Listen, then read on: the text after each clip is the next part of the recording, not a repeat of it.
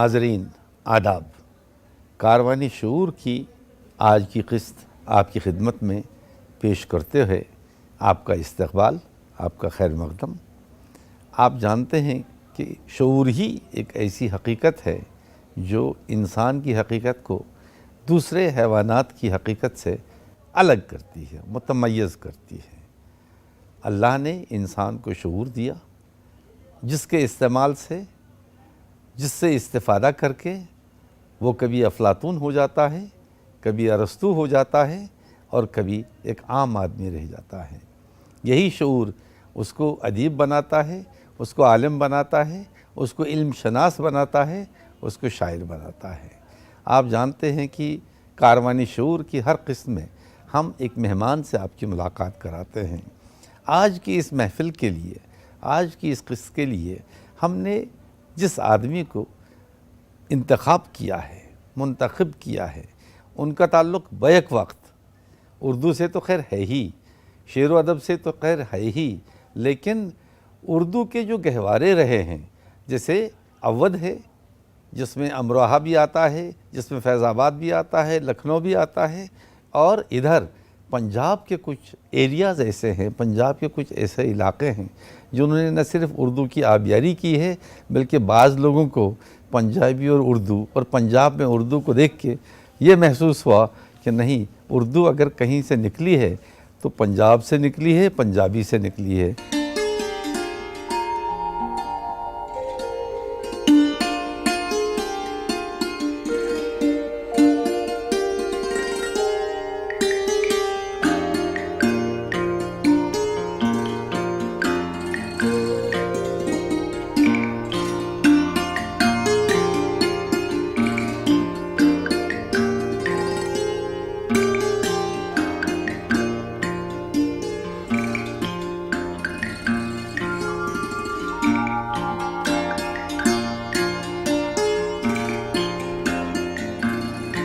اور بات ناشر صاحب کی جب کرنے آتے ہیں تو ان کی بات اس طرح سے ناظرین ہمارے سامنے آتی ہے کہ ایک محقق، ایک ناقد، اور جب وہ اردو کا پروفیسر بھی ہو اور پروفیسر ہونے کے ساتھ ساتھ تخلیق نگار بھی ہو تو بات بہت آگے بڑھ جاتی ہے۔ اور اس بات کو ہی آگے بڑھاتے ہوئے ناشر صاحب سے ہم یہ پوچھنا چاہیں گے کہ امروہہ سے پنجاب تک کا سفر انہوں نے کیسے اور کیوں کیا؟ نصرت میڈم، آپ نے پنجاب کے تعلق سے اور امروہہ کے تعلق سے بات کی، تو پہلے تو میں شکر گزار ہوں، دونوں صوبوں کی نمائندگی کر رہا ہوں، اس لیے شکریہ آپ کا بہت بہت۔ پنجاب بہرحال میرے بھی رگو پے میں شامل ہو گیا ہے۔ جو ایک ہندی میں لفظ ہوتا ہے کہ پنجاب میری کرم بھومی ہے اور جنم بھومی میری اتر پردیش ہے۔ پنجاب کی سرزمین وہ ہے کہ جس نے ہر عہد میں علم کے اور ادب کے چراغ روشن کیے، اور روحانی اور رومانی سرزمین ہے۔ کسی نے کہا کہ سنایا رات کو قصہ جو ہیر رانجھے کا، تو اہل درد کو پنجابیوں نے لوٹ لیا۔ سونی مہوال ہے، سونی مہوال ہے، سسی پنو ہے، تو یہ عشق کی سرزمین ہے، بابا فرید کی سرزمین ہے، بابا گرو نانک صاحب کی سرزمین ہے، تو اور ہندوستان میں صوفیوں کی سرزمین۔ جی میں نے عرض کیا، بابا فرید، بلے شاہ، سلطان باہو، یہ ایک سلسلہ ہے تصوف کا۔ اور ہندوستان کے جتنے بھی صوبہ جات ہیں اس میں اب اردو کے تعلق سے بات ہو رہی ہے تو واحد صوبہ ہے جس کا نام پنجاب ہے، پنج آب، فارسی، جی فارسی اور اردو میں ابھی ایک صوبہ ہے کہ جو اردو کی حفاظت بھی کر رہا ہے اور اردو کی جنم بھومی بھی ہے۔ اسی کے لیے تو کہتے ہیں کہ پارٹیشن میں یہ ڈھائی ہو گیا، ڈھائی ادھر ڈھائی ادھر۔ جی۔ اور رہا امروہہ سے، تو امروہہ میری جائے پیدائش ہے اور میرا یہ شرف ہے کہ میں حضرت شرف الدین شاہ ولایت کی اولاد ہوں، جنہوں نے اس شہر کو بسایا۔ اور ابھی جیسے زما صاحب نے فرمایا کہ دبستانوں کا تعلق، تو ایک دبستان دہلی ہے اور ایک لکھنؤ ہے۔ مگر ایک بات ہے کہ جہاں تک امروہہ کا تعلق ہے، وہ باوجود مصحفی کی کوششوں کے، یہ زبان کا جو وہ ذائقہ ہے، زبان کی جو چاشنی ہے، زبان کا جس طرح سے استعمال ہوا، جس طرح سے زبان کو برتا گیا ہے، حالانکہ طنزیہ شاعری بھی وہاں ہوئی، غزل گوئی بھی ہوئی، سلام بھی کہے گئے، مرثیے بھی کہے گئے، لیکن وہ زبان جو ہے وہاں کی، وہ مصحفی والی زبان نہیں رہ پائی. نہیں ایسا نہیں ہے. دیکھیے پہلے تو زبان کے تعلق سے میں سر یہ عرض کروں جی جی کہ اردو کو پہلی بار بحیثیت زبان 1780 میں مصحفی نے ہی استعمال کیا. اس سے پہلے اردو نہیں تھی. تو یہ بھی امروہہ کو کریڈٹ یہ امروہہ کو کریڈٹ جاتا ہے. اس میں کوئی اس زبان کا نام بھی امروہہ نے رکھا ہے. اس میں کوئی شک نہیں. اب جہاں تک مصحفی کا تعلق ہے، مصحفی کی زبان، اور مصحفی نے دہلی اور لکھنؤ دونوں دبستانوں میں اپنے شاگرد پیدا کیے. ہاں بہت شاگرد. میر ضمیر میر خلیق ادھر ہیں. جی جی. اور امروہہ نے میر تقی میر شہنشاہ غزل ہے لیکن میر سعادت کے شاگرد ہیں. تو امروہہ نے دونوں دبستانوں کو زبان سکھائی ہے. تو ہمیں اس بات پہ ناز ہے لیکن کبھی فخر نہیں کیا. نہیں وہ اپنی جگہ نہیں، وہ تو ہے واقعی قابل فخر بھی ہے اور قابل اطاعت بھی، قابل پیروی بھی، اس کی تقلید ہونا چاہیے. لیکن ایک بات ہے کہ جس طرح سے زبان کے بارے میں جو مزاج وہ پیدا کرنا چاہتے تھے کہ یہ بالکل، حالانکہ مصحفی نے اتنا کہا کہ کسی ایک دیوان میں، کسی ایک کتاب میں، کسی ایک دبستان میں ان کو پورے طور پہ دیکھا نہیں جا سکتا. مگر اس کے باوجود امروہہ نے زبان کی امانتی، یعنی امانت داری، اس کی امانتوں کو جس طرح سے سنبھالے رکھا، سینے سے لگائے رکھا، یہ کچھ ایسا ہے کہ جو میرے خیال میں دوسرے لوگ، دوسرے علاقوں کے لوگ، کیونکہ امروہہ بہت بڑی بستی نہیں ہے، مگر اس چھوٹی سی بستی نے ایک بہت بڑے انقلاب کو، ایک بہت بڑی دنیا کو اپنے اندر سمو کے رکھا.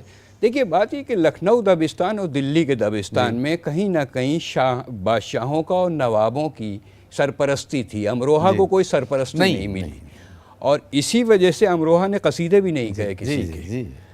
یہ امروہہ کی اپنی ایک شناخت ہے. محمد حسین آزاد نے الزام بھی لگایا کہ مصحفی پہ امروہہ پن ہے. تو امروہہ پن ہی یہ ہے کہ وہ کسی کو خاطر میں نہیں لاتے، وہ کسی نوابوں میں نہیں پلے.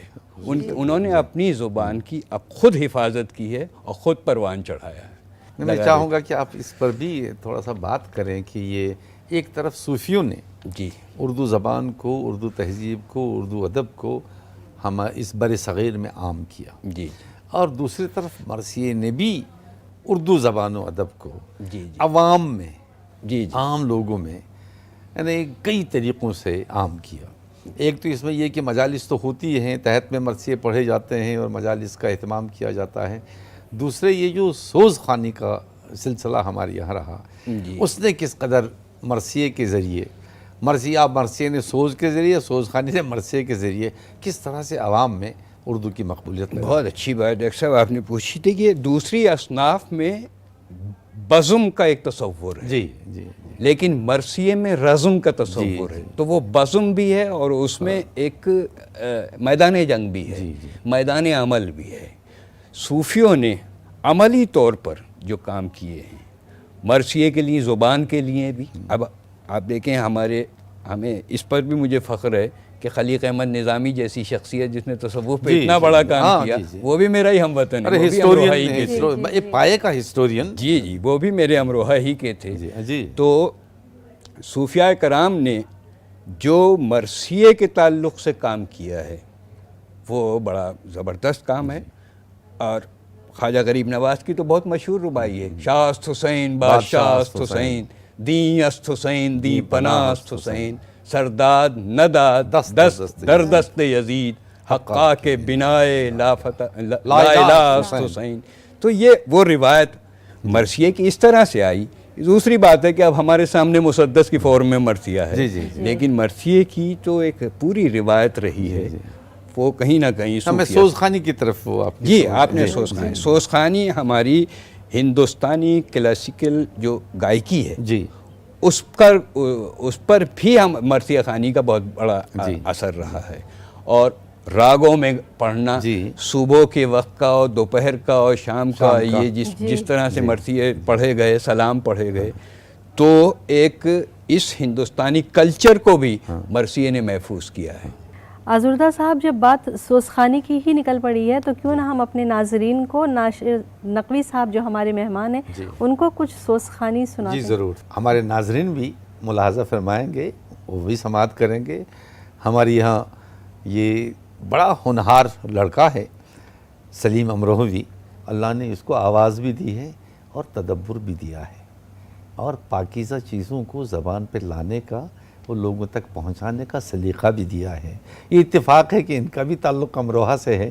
ناظرین، ہم آپ سبھی مل کے سنتے ہیں سلیم امروہوی کی آواز میں اس سوز کو۔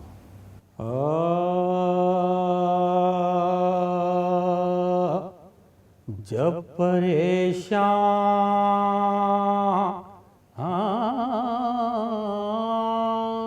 ہوئی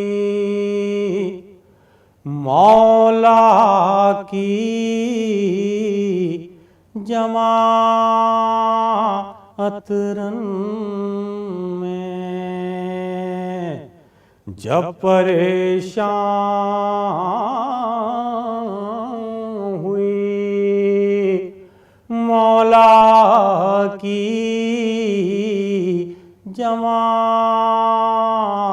رن میں،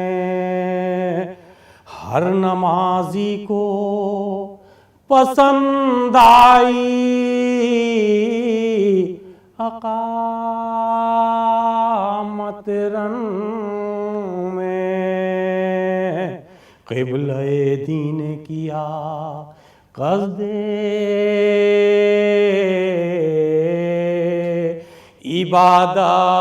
عبادات رن میں،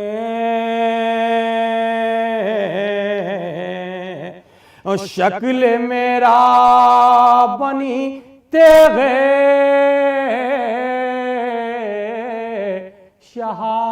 شہادت رن میں، غل ہوا اس کو امام دو جہاں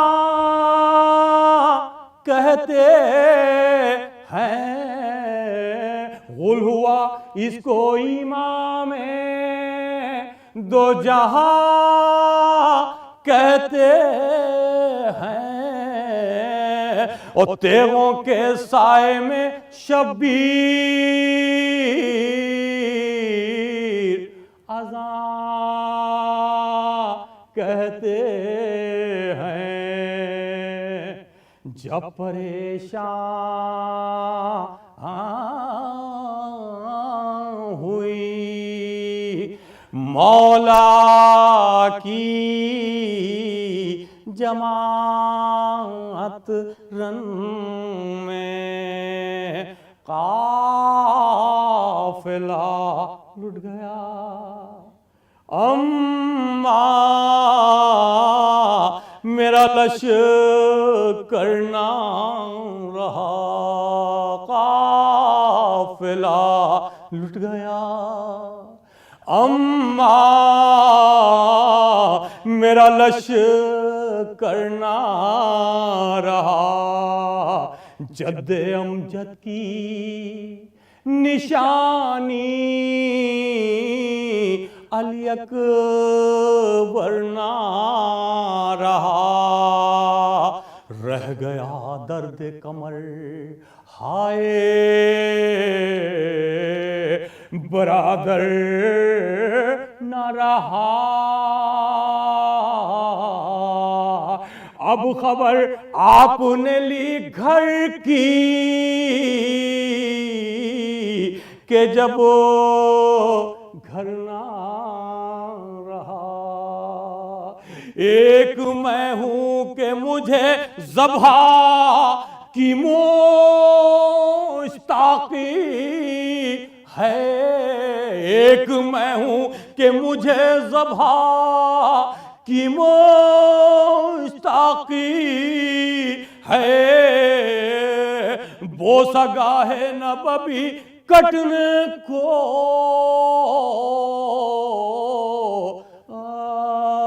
اب باقی ہے۔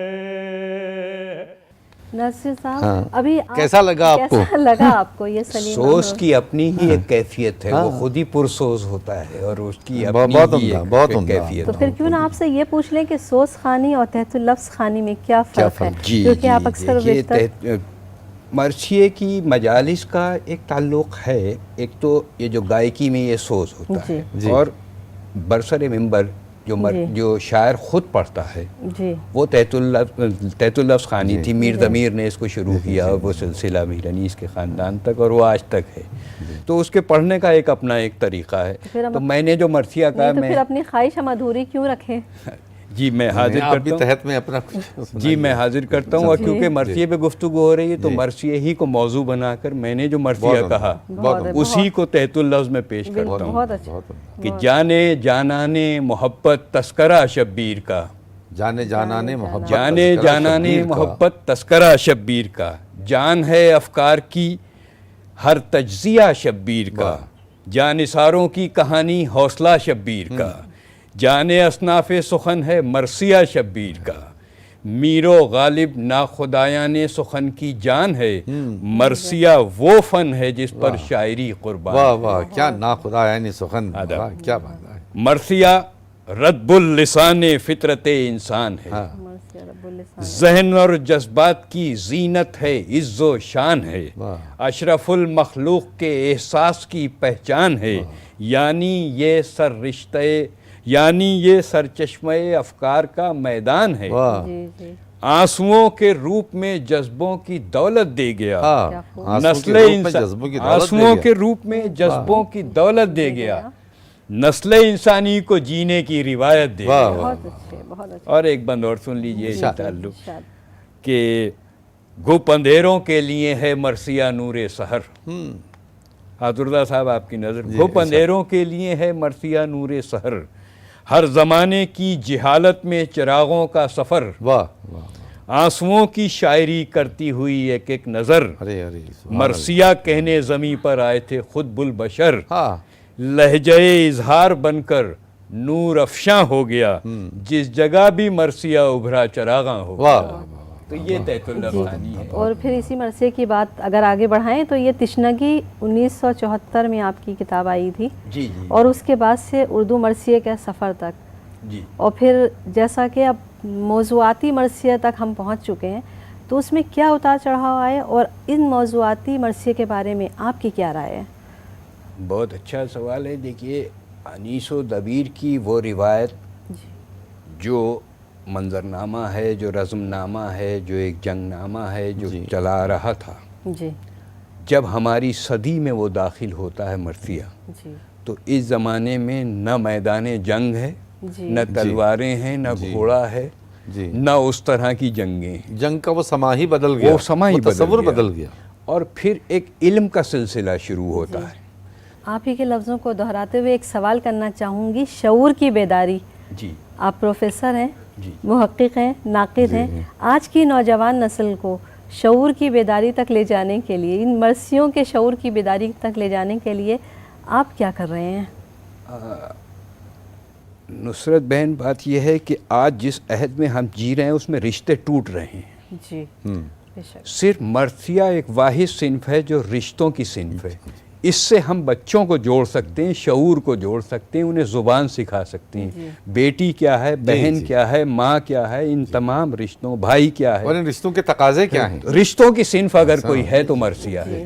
تو آج کے دور میں آج کے ذہن کو شعور دینے کے لیے مرثیہ ہمارا بہت معاون یہ ہماری صنف ہے، اور اس کو فروغ دینا بہت ضروری ہے. اور جو اس دور میں حفظ مراتب پہ شب خون پڑا ہے، بے شک بے شک مرثیے کی وجہ سے وہ بالکل پھر بالکل اس کا ریوائول ہو سکتا ہے. یہ بہت بڑا کام کرے گا مرثیہ، اور ہو رہا ہے. اور دوسری ایک بات ایک اور ہے کہ مرثیے کی جو مجالس ہو رہی ہیں، دیکھیے مشاعروں میں جی جی تو ہلڑ بازی بھی ہوتی ہے، لیکن جو مرثیے کی بزم ہوتی ہے اسے مجلس کہتے اس ہیں. میں سنجیدگی، اسے علم مجلسی کے تعلق سے دیکھیے، وہاں ایک مجلسی تعلق دیا جاتا ہے، وہاں بیٹھنے کی، اٹھنے کی تہذیب، ایک روایت، بزرگ کہاں بیٹھا ہے، جوان کہاں بیٹھا ہے، وہ درس تہذیب بھی ہے وہ اپنے اندر. کیونکہ کربلا دشت نہیں مدرسہ عالی ہے.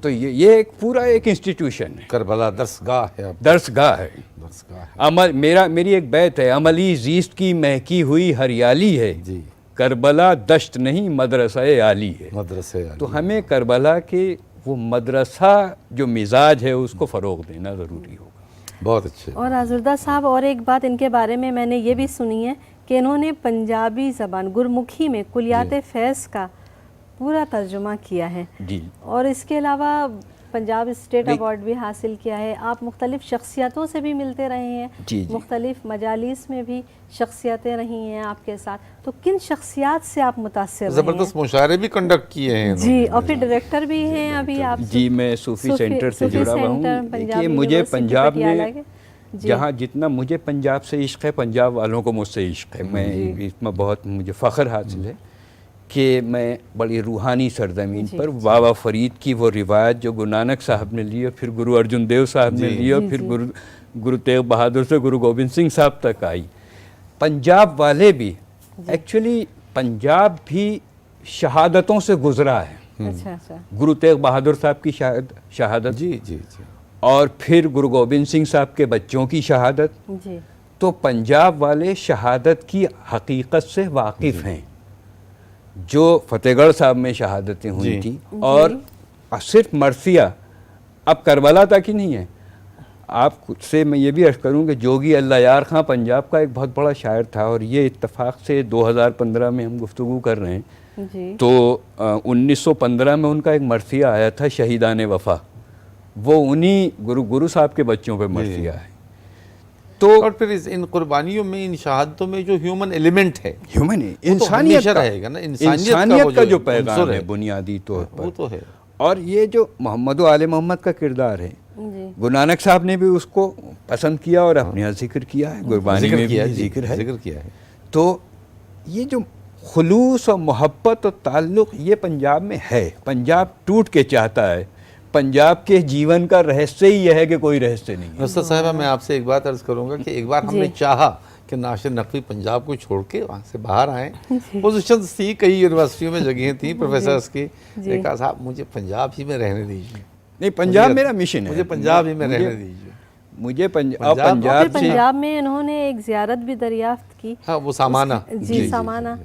اور دیکھیے ایک ہم یہ کوشش بھی کر رہے ہیں کہ یہ جغرافیائی باؤنڈریز ہوتی ہیں, لیکن پنجاب ادھر بھی ہے, پنجاب ادھر بھی ہے. اور ادھر کے پنجابی جتھوں میں وہاں متھا ٹیکنے جاتے ہیں ننکانہ صاحب, اور وہاں کے لوگ خواجہ غریب نواز اور حضرت نظام الدین کے یہاں آتے ہیں. تو پنجاب دونوں ملکوں سے ایک زبان کے لیول پر ایک برج بنا رہا ہے. پھر ڈائی ہونے کے باوجود یہ 5 اور 5 10 ہو گیا ہے. جی نہیں, پنجاب ایک برج بناتا ہے, محبتوں کا برج بناتا ہے, اخلاقیات کا برج بناتا ہے. بہت عمدہ, بہت عمدہ, بہت عمدہ گفتگو رہی. آپ نے تو بے شمار کتابیں لکھی, جی صوفیزم پر بھی لکھی, مرثیے پر بھی لکھی, آپ پر آرٹیکلز چھپے, آپ کا کتاب نما میں نمبر چھپا. آپ مطمئن ہیں کہ آپ نے جو کام کیے اور آپ کو لوگوں نے جو ایک پہچان دی, کیا وہ واقعی اس جگہ تک پہنچ چکی ہے؟ دیکھیے کہ یہ کسی بھی قلمکار سے سوال آپ کریں تو وہ یہاں تک کام کر لیا مطمئن نہیں ہوتا. ابھی پتہ نہیں آنے والا لمحہ مجھ سے کیا لکھوا لے. ابھی تک جو میں نے کچھ لکھا ہے میں اس سے مطمئن ہوں. بہت اچھا. اور یہ اعزاز, یہ ایوارڈ, یہ جو کچھ ملتے ہیں یہ ہم لوگوں کو تحریک دیتے ہیں کہ اور بڑھیے. تو ایک کوشش ہے. میں نے نثر میں بھی کام کیا اور میں یونیورسٹی میں بھی کام کر رہا ہوں. مجھے خوشی ہے کہ جس جنریشن کی میں ہم لوگوں نے آزردہ صاحب جیسے لوگوں سے سیکھا, وہ ایک سلسلہ آگے بڑھے گا. وہ سلسلہ چین ہے, یہ تو ایک علم کی چین ہے. ناصر صاحب, آپ سے گفتگو اور بھی بہت دور تک چل سکتی تھی, لیکن فی الحال ہمارا وقت یہ کہہ رہا ہے کہ آپ سے اپنی گفتگو ہم یہیں ختم کریں. آپ سے ایک بڑی اچھی ملاقات رہی, اور انشاءاللہ موقع ملا تو پھر ہم آپ سے ملاقات کریں گے. اور ناظرین, ہماری ناصر نقوی صاحب سے ملاقات تو یہیں تک, لیکن آپ ہمارا ضرور انتظار کیجیے گا. ہم آپ کے پاس پھر حاضر ہوں گے اپنے کسی نئے مہمان کو لے کر. تب تک کے لیے خدا حافظ. خدا حافظ. خدا حافظ. فخر ملک اشرف آدم ہے محمد,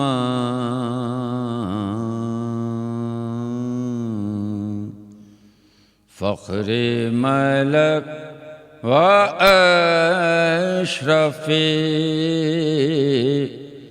آدم ہے محمد.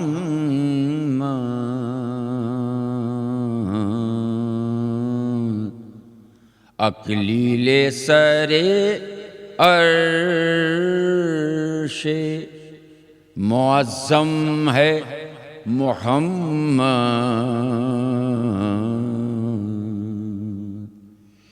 حقا کے خدا بندے دو عالم ہے محمد، حقا کے خدا بندے دو عالم ہے محمد، آخر ہے مگر سب سے مقدم ہے محمد، آخر ہے مگر سب سے مقدم ہے محمد، ایسا کوئی محرم نہیں اسرار عہد کا، حال اس سے ہے پوشیدہ ازل کا نہ ابد کا،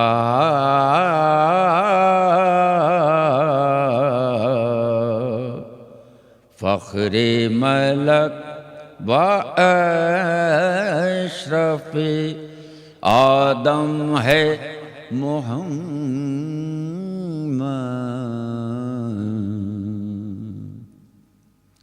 آدم ہے وجود شہ لولاک سے آدم، آدم ہے وجود شہ لولاک سے آدم، عالم سب اسی شاہ کی ہستی سے ہے عالم، سر رشتہ میرے اس کا اگر ہوتا نہ محکم، تو ہوتے نہ ازداد عناصر کبھی باہم،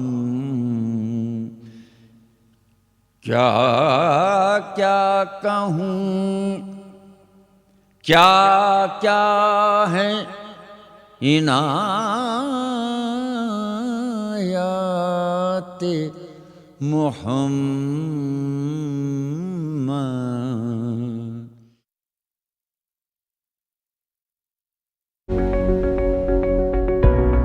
زندگی کے سفر میں کئی مراحل دیکھے میں نے، اس محل کی مجھ کو تصور